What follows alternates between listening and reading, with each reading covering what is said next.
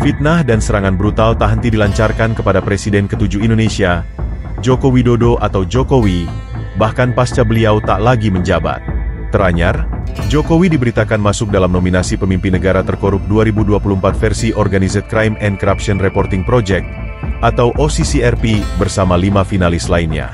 Kendati tidak dijelaskan secara rinci, tapi OCCRP menyebut pihaknya menerima nama-nama finalis untuk penghargaan tokoh kejahatan terorganisir dan korup, dari pembaca, jurnalis, juri, dan pihak lain yang masuk dalam jaringan global organisasi mereka. Dari para finalis itu, OCCRP memilih mantan Presiden Suriah, Bashar al-Assad sebagai pemenang. Seperti apa yang dilakukan Assad, pemerintah yang korup melanggar hak asasi manusia, memanipulasi pemilu, menjara sumber daya alam, dan pada akhirnya menciptakan konflik akibat ketidakstabilan, tulis editor OCCRP yang juga salah satu juri, Drew Sullivan. Munculnya nama Jokowi memicu polemik. Ditengarai, OCCRP adalah suara barisan sakit hati dan belum bisa move on dari kekalahan di Pilpres. OCCRP memang sering menjadi sorotan karena investigasi mendalam yang mereka lakukan, dan meskipun telah menerima banyak penghargaan atas kerja mereka dalam mengungkap korupsi dan kejahatan terorganisir, mereka juga tidak terlepas dari kontroversi dan polemik. Seperti banyak organisasi jurnalisme investigatif lainnya, OCCRP seringkali bergantung pada dana yang berasal dari berbagai donor, termasuk lembaga internasional, yayasan, dan individu. Kadang-kadang, hal ini menimbulkan pertanyaan mengenai konflik kepentingan, atau apakah pendanaan tersebut memengaruhi objektivitas OCCRP dalam laporan mereka. Beberapa pihak mempertanyakan apakah OCCRP bisa tetap independen dalam laporan mereka, mengingat sumber dana yang digunakan. Mengenai Jokowi, penilaian mengenai kelayakan seseorang untuk bersanding dengan siapapun, termasuk dalam konteks perbandingan dengan para pemimpin negara terkorup, bersifat sangat subjektif dan tergantung pada sudut pandang serta nilai-nilai yang dipegang oleh masing-masing individu. OCCRP memang sering mempublikasikan laporan-laporan tentang korupsi global dan menyoroti sejumlah pemimpin atau pejabat negara yang terlibat dalam praktik korupsi. Layakkah Jokowi dibandingkan dengan beberapa pemimpin negara yang terlibat dalam korupsi, yang mungkin berkaitan dengan beberapa kontroversi atau kasus yang terjadi selama pemerintahannya, karena tidak ada bukti kuat dan kredibel yang menudingnya secara pribadi terlibat dalam korupsi besar. Sejauh ini, Jokowi dikenal atas upayanya dalam memperkenalkan reformasi dan transparansi di pemerintahan, seperti pemberantasan praktik korupsi dan peningkatan infrastruktur. Banyak yang menganggap kebijakan dan tindakan-tindakannya dalam hal ini positif. Selama masa pemerintahan Jokowi, upaya pemberantasan korupsi menjadi salah satu fokus utama dalam agenda pemerintahan. Meskipun tantangan besar tetap ada beberapa bukti yang menunjukkan bahwa pemerintahan Jokowi berhasil mengambil langkah-langkah signifikan dalam mengurangi korupsi. Upaya pemberantasan korupsi di masa pemerintahan Jokowi menunjukkan beberapa pencapaian penting, seperti penguatan KPK, peningkatan skor CPI, dan reformasi birokrasi untuk meningkatkan transparansi. Jokowi sejak awal pemerintahannya mendukung KPK untuk lebih efektif dalam memberantas korupsi, meskipun di tengah tantangan dan kontroversi yang muncul. Salah satu langkah penting adalah pemberian anggaran yang lebih besar dan peningkatan kapasitas KPK untuk menangani kasus-kasus besar. Selama pemerintahan Jokowi, KPK berhasil menuntaskan berbagai kasus besar, termasuk yang melibatkan pejabat tinggi, politisi, dan pengusaha besar. Misalnya, kasus korupsi IKTP yang menjerat banyak pejabat dan anggota DPR. Pemerintah Jokowi berfokus pada reformasi birokrasi sebagai langkah penting dalam mengurangi peluang korupsi di sektor publik. Penggunaan teknologi dalam pelayanan publik, digitalisasi layanan publik, termasuk e-government, yang bertujuan untuk mengurangi interaksi langsung antara masyarakat dan pejabat, sehingga mengurangi kemungkinan terjadinya korupsi. Penyederhanaan prosedur dan sistem, memangkas prosedur birokrasi yang rumit, yang seringkali menjadi pintu masuk bagi praktik korupsi. Program Sistem Pemerintahan Berbasis Elektronik, SPBE, juga diperkenalkan untuk mendorong transparansi dan akuntabilitas dalam pengelolaan pemerintahan. Di masa pemerintahannya, Jokowi mempromosikan pendekatan Zero Tolerance terhadap korupsi dalam pemerintahan. Salah satu contoh penerapan kebijakan ini adalah dalam pemberian sanksi terhadap pejabat yang terbukti terlibat dalam korupsi, serta pembentukan tim untuk memonitor dan mengawasi praktik korupsi di sektor publik dan swasta. Langkah-langkah yang diambil selama masa pemerintahan Jokowi menunjukkan adanya upaya nyata untuk meningkatkan akuntabilitas dan integritas di sektor publik. Laporan OCCRP tersebut jelas-jelas tidak objektif atau tidak didasarkan pada fakta yang kuat. Mereka mungkin melihatnya sebagai upaya untuk mendiskreditkan mantan presiden.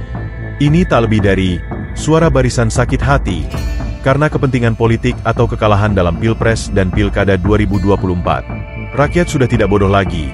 Jadi penting untuk mengevaluasi informasi dari berbagai sumber dan memahami konteks di balik setiap klaim atau laporan yang muncul. Terlebih, PDIP tengah menghadapi prahara politik usai sekjennya Hasto Kristianto ditetapkan sebagai tersangka oleh KPK. Sangat-sangat mungkin, PDIP dan pihak-pihak yang dekat dengan partai tersebut mungkin merasa bahwa langkah tersebut adalah bagian dari upaya untuk merusak reputasi partai. Apalagi jika itu datang di tengah-tengah atmosfer politik yang panas menjelang atau setelah pemilu. Maka Jokowi menjadi sasaran tembak untuk pelampiasan dendam kesumat. Jika OCCRP atau lembaga lainnya menyebut Jokowi dalam konteks yang kontroversial, beberapa pihak mungkin melihat ini sebagai balas dendam atau strategi politik yang digunakan oleh mereka yang merasa kecewa dengan keputusan hukum terkait Hasto. Di dunia politik, serangan seperti ini bukanlah hal yang jarang terjadi, dan seringkali ada anggapan bahwa serangan terhadap tokoh politik tertentu bisa berkaitan dengan balas dendam atau persaingan kekuasaan. Namun, sangat penting untuk memisahkan antara fakta dan opini dalam menghadapi situasi semacam ini. Hukum harus berjalan tanpa terpengaruh oleh kepentingan politik, dan keputusan yang diambil oleh lembaga seperti KPK didasarkan pada bukti dan proses yang seharusnya objektif. Bagaimanapun juga, kritik terhadap partai politik atau individu tertentu harus didasarkan pada analisis yang matang dan bukti yang jelas, bukan hanya dugaan atau spekulasi politik. Situasi seperti ini bisa menjadi medan pertarungan politik yang sengit, dengan berbagai pihak berusaha membela atau menyerang dengan cara yang berbeda, tergantung pada kepentingan mereka. Memang, kredibilitas lembaga seperti OCCRP seringkali dipertanyakan, terutama ketika laporan mereka melibatkan tokoh atau negara yang memiliki pengaruh politik besar. Seperti halnya dengan lembaga atau media lainnya, kredibilitas OCCRP bisa dipertanyakan oleh pihak-pihak yang merasa laporan mereka bias atau tidak objektif. Sumber informasi OCCRP yang hanya mengandalkan jurnalisme investigatif yang seringkali berbasis pada dokumen, kebocoran informasi, atau wawancara dengan sumber anonim menimbulkan keraguan mengenai akurasi dan objektivitas informasi yang disampaikan.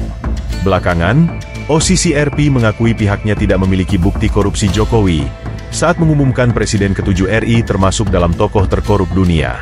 Melalui situs resmi OCCRP, mereka mengatakan bahwa pembuatan nominasi itu berdasar pada keputusan panel juri dari masyarakat, akademisi, dan jurnalis, yang mana semua aspek itu memiliki pengalaman dalam menyelidiki korupsi dan kejahatan.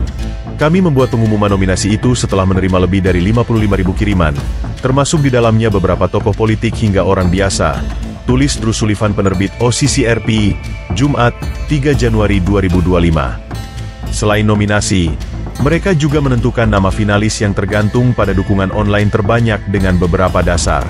Meski begitu, OCCRP menerima laporan dari masyarakat dan ahli bahwa pemerintahan Jokowi secara signifikan melemahkan Komisi Anti Korupsi. Dalam hal ini adalah Komisi Pemberantasan Korupsi, KPK. Jokowi juga disebut mendapat kritik secara luas karena merusak lembaga pemilihan umum dan peradilan di Indonesia demi menguntungkan ambisi politik putranya, Gibran Rakabuming Raka, yang saat ini bersanding dengan Prabowo Subianto sebagai Wakil Presiden RI. Kami memang tidak memiliki bukti langsung tentang korupsi itu, tapi yang jelas, saat ini ada persepsi kuat di Indonesia tentang korupsi. Seharusnya, ini menjadi peringatan bahwa masyarakat sedang memperhatikan dan peduli dengan negara mereka, ungkapnya. Tidak mustahil, OCCRP memiliki agenda terselubung, apalagi jika laporan tersebut dianggap merugikan pihak yang sedang berkuasa atau memiliki dukungan politik besar. Sebagai Presiden Republik Indonesia selama 2 periode, 2014 hingga 2024, Jokowi memiliki pengaruh politik yang sangat besar, dan banyak yang menganggapnya sebagai figur sentral dalam politik Indonesia. Walaupun OCCRP memiliki reputasi dalam mengungkap korupsi, ada kalanya temuan-temuan mereka diperdebatkan atau disanggah oleh pihak yang disebutkan dalam laporan. Ini bisa memengaruhi persepsi publik terhadap kredibilitas lembaga tersebut. Penting untuk selalu memverifikasi informasi dengan melihat berbagai sumber dan perspektif, untuk mendapatkan gambaran yang lebih jelas dan objektif mengenai isu yang sedang dibahas. Jika ada keraguan terhadap kredibilitas suatu lembaga atau laporan, akan lebih bijak untuk menyelidiki lebih lanjut dan mencari berbagai sudut pandang. Jokowi sendiri telah menegaskan bahwa banyak tuduhan atau laporan yang beredar tidak didasarkan pada fakta yang dapat dipertanggungjawabkan, dan lebih bersifat fitnah yang bisa merugikan reputasi seseorang atau institusi. Sikap Jokowi ini bisa dipahami dalam konteks politik Indonesia yang seringkali penuh dengan persaingan dan dinamika yang mengarah pada serangan pribadi atau tuduhan tanpa dasar. Jokowi mengingatkan masyarakat untuk berpikir kritis dan memisahkan antara informasi yang benar dengan propaganda atau tuduhan yang tidak jelas kebenarannya. Dengan menekankan pentingnya bukti dalam setiap tuduhan, Jokowi berusaha untuk menunjukkan bahwa semua masalah harus diselesaikan berdasarkan proses hukum yang berlaku, bukan dengan menyerang atau menciptakan opini publik yang tidak benar. Serangan terhadap Jokowi dari barisan sakit hati atau kelompok yang kecewa bisa dipahami dalam konteks dinamika politik yang terjadi di Indonesia. Indonesia memiliki sejarah persaingan politik yang sangat dinamis, terutama antara partai-partai besar dan tokoh-tokoh politik yang memiliki basis dukungan kuat. Bagi PDIP, kegagalan dalam pemilihan atau kekalahan politik mungkin dirasakan sebagai bentuk ketidakadilan atau ketidakpuasan terhadap hasil yang ada, yang kemudian diwujudkan dalam bentuk kritik atau serangan terhadap tokoh yang mereka anggap sebagai biang keladi kekalahan. Kita semua paham, serangan terhadap Jokowi tak hanya terkait dengan dunia politik, tapi juga bisa terkait dengan ketidaksesuaian ideologi, agama, atau suku tertentu yang mungkin merasa terpinggirkan atau tidak terwakili oleh kebijakan pemerintahannya. Wajar jika kelompok tertentu terus menyerang meskipun Jokowi sudah tidak lagi menjabat. Ketidakpuasan terhadap suksesi kepemimpinan. Bahkan setelah Jokowi meninggalkan jabatan, beberapa orang mungkin merasa bahwa kebijakan yang telah ditetapkan atau pengaruh yang ditinggalkannya masih memengaruhi kondisi politik atau kebijakan di negara ini. Jika mereka merasa bahwa pemerintahan yang baru di bawah kepemimpinan Prabowo Subianto tidak mampu mengatasi kebijakan yang ditinggalkan, mereka mungkin akan semakin brutal menyerang Jokowi sebagai tokoh yang bertanggung jawab. Dalam banyak kasus, serangan semacam ini juga bisa dilihat sebagai taktik politik untuk menggugurkan kredibilitas tokoh atau partai yang dianggap menjadi pesaing dalam kontestasi politik. Serangan ini bertujuan untuk merusak reputasi atau menggugurkan dukungan terhadap tokoh tertentu agar mereka tidak muncul sebagai ancaman di masa depan. Kekecewaan yang mendalam atas hasil pilpres atau kebijakan tertentu bisa menciptakan trauma politik yang sulit untuk dilupakan. Kelompok-kelompok yang merasa bahwa mereka telah dikalahkan atau tidak diuntungkan mungkin akan terus meluapkan rasa frustrasi mereka melalui serangan verbal atau tuduhan yang terus berlanjut, meskipun pada akhirnya tidak ada lagi legitimasi kekuasaan di tangan Jokowi. Rakyat negeri ini tahu betul, selama 10 tahun masa kepemimpinan Jokowi, banyak pencapaian yang dianggap sebagai bukti kerja nyata dalam berbagai bidang, termasuk pembangunan infrastruktur, peningkatan kualitas pendidikan, dan pengentasan kemiskinan. Salah satu pencapaian terbesar Jokowi adalah program pembangunan infrastruktur besar-besaran, termasuk jalan tol, bandara, pelabuhan, dan proyek transportasi massal di berbagai wilayah. Infrastruktur ini diharapkan dapat mendorong pertumbuhan ekonomi dan mengurangi kesenjangan antar wilayah. Selama masa pemerintahannya, Indonesia mencatatkan penurunan angka kemiskinan. Kebijakan yang berfokus pada program bantuan sosial, subsidi pangan, dan peningkatan akses pendidikan serta kesehatan turut berperan dalam mengurangi kemiskinan. Namun, meskipun Jokowi telah membuktikan banyak pencapaian nyata dalam masa pemerintahannya, tidak semua pihak melihat hasil ini dengan cara yang sama. Beberapa kelompok mungkin tetap merasa tidak puas dengan kebijakan-kebijakan tertentu, atau ada aspek lain yang dirasa kurang optimal. Sebagian dari mereka yang terus menyerang Jokowi mungkin berfokus pada kebijakan atau keputusan yang dianggap kurang berhasil, atau tidak menguntungkan bagi kelompok tertentu. Kritikan terhadap kebijakan pemerintah juga dapat berasal dari ketidakpuasan terhadap cara Jokowi mengelola isu-isu tertentu seperti ketimpangan sosial, isu lingkungan, atau bahkan kebijakan ekonomi yang tidak memenuhi harapan segmen-segmen masyarakat tertentu. Nah, apakah pemberitaan tendensius dan serangan terhadap personal Jokowi dari OCCRP ini berkelindan dengan langkah hukum KPK terhadap Hasto? Atau sekadar peristiwa insidental yang kebetulan belaka? Ataukah memang ada taktik bulus dan manuver khusus di bawah tanah dari PDIP untuk balas dendam politik kepada mantan kader yang pernah berkontribusi membesarkan PDIP dengan memimpin RI selama 2 periode? Karena akibat kejeniusan langkah politiknya, PDIP kini diambang keruntuhan? Tinggal waktu yang akan menjawabnya. Yang pasti, pencapaian Jokowi dalam membangun Indonesia selama 10 tahun masa jabatannya tetap menjadi bukti konkret yang tidak bisa dipandang sebelah mata bagi kita semua, rakyat Indonesia yang masih mau menggunakan akal sehatnya. Salam waras Indonesia.